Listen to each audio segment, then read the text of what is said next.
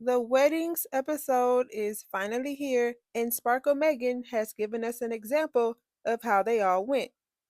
Real shitty. Let's get into it. We start the episode off with what looks to be the most boring bachelor and bachelorette party there has ever been in life. And even though Calabria has her hands thrown up in the air, the only thing that looked interesting was Megan dropping it low. While Megan and her friends sit around the fireplace at a bachelorette party, mind you, Megan is questioning a few things about her and Jordan's relationship, and her friends want to know if she's questioning Jordan or is she questioning her lifestyle change. They're also concerned that Megan is just going to say yes at the altar because she fell in love with Jordan's kid, Luca. One thing I think kept them together as long as they were was the whole trauma bonding thing with her dad having type 1 diabetes and Jordan's son having type 1 diabetes.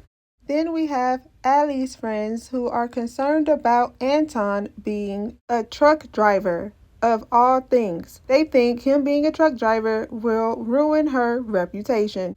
Allie tells them he does have other plans and goals in life. He wants to open a barber shop, but her friends circle back and brings up him being a truck driver. Even though they sound like some haters, they do have a point. You probably shouldn't marry anyone off of their potential because what if nothing ever changes and then you're upset and then you get a divorce? And I'm pretty sure all of this is out of love and experience, and they're just trying to warn her because both of her friends are going through a divorce. Meanwhile, Anton over there saying, Allie don't cook, she don't clean, she don't know how to save money, but I'm still gonna marry her. We get to Allie and Anton's wedding day, and Allie seemed like she was excited. Best case scenario, I get to put the wedding band on his finger. Then we get to the dressing room where Allie's mom says she doesn't like how much Anton drinks. She said, I don't drink. Our whole family don't drink. But Allie had to tell her, Mom, I drink. I'm scared because he drink alcohol. Anton's mom goes to visit him and gives him some encouraging words.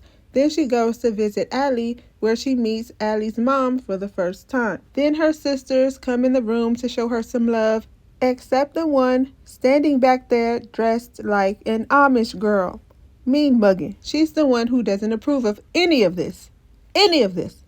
Now they're both at the altar where Anton says, I do first. But then when it's Allie's turn to say I do, she says, I can't marry you.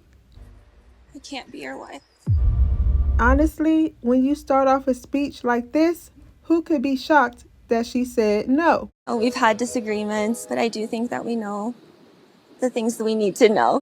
Allie says the person she fell in love with in the pods isn't the same person she got to experience in real life. So now since she said, I can't be your wife, she over there boo-hoo crying. While Anton's family is over there pissed. Cold-hearted. Yeah. Allie said she was hoping her feelings would change once she saw him, but she just couldn't do it. Drinking, partying, how active he is, how healthy he eats, and some of the information that I learned about Anton through his friends. Well, that'll do it. Then we move on to Edmond and Calabria's wedding day. In Edmond's confessional, he's saying how much he can't wait to say, I do. We all know he's ready to say, I do. Then we cut to Calabria's dressing room where someone is asking where her mom is, and she says she's probably in there with Edmond. She love herself some Edmond. Since when?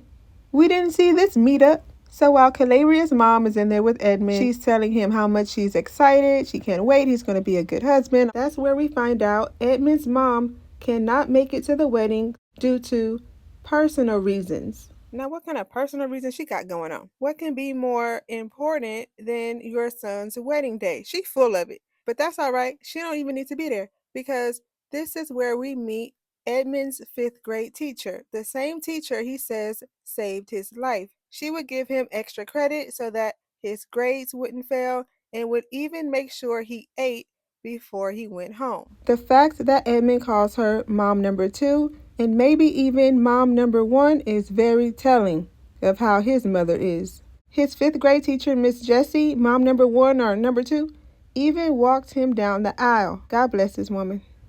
Then here comes Calabria walking down the aisle with her mom. And by no surprise, Edmond says, I do. I do. But then when we get to Calabria, it's a whole different story. None of us can say we're shocked that she said no. But was any of us expecting Edmond to scream like this? She tells him he deserves someone who's 100% at the altar. They were standing up there having a full-on conversation, while Edmond's emotions were all over the place.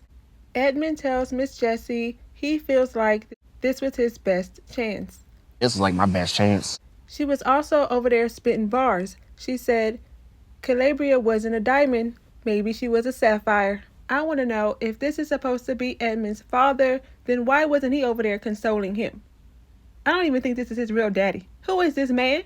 Now Calabria is over there crying, not because she said no, but because she hurt Edmond's feelings.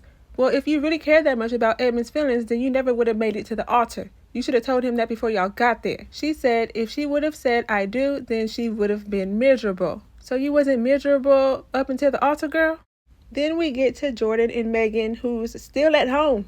They not getting married, y'all. Megan starts talking about how there's now a shift in their relationship and how they're 2 different people. You're a picky eater, I'm an adventurous eater. Girl, what?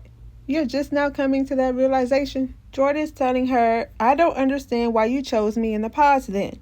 And she over there talking about, I didn't realize how hard it was going to be. He said, I told you how hard it was going to be. Yeah, I just don't know why you chose me in the pods then. Jordan, I just didn't realize how rigid it truly was. Yeah, I told you you would have to make sacrifices to be with me and Luca. Jordan doesn't understand where all of this is coming from because they already had this conversation in the pods.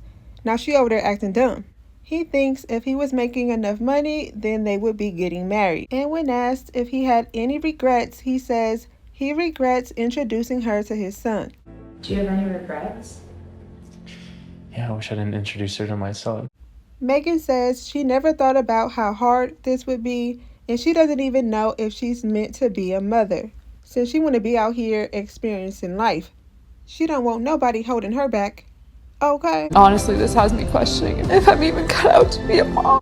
And even though I was rooting for the 2 of them, at least she didn't drag this man all the way to the altar, knowing she was going to say no, unlike the other 2. This was the first season that no one got married in Love is Blind. This whole season was just a mess. But y'all let me know what y'all think about the season down in the comments so we can talk about it. And if you haven't already and want to see more videos like this, don't forget to like, comment, and subscribe.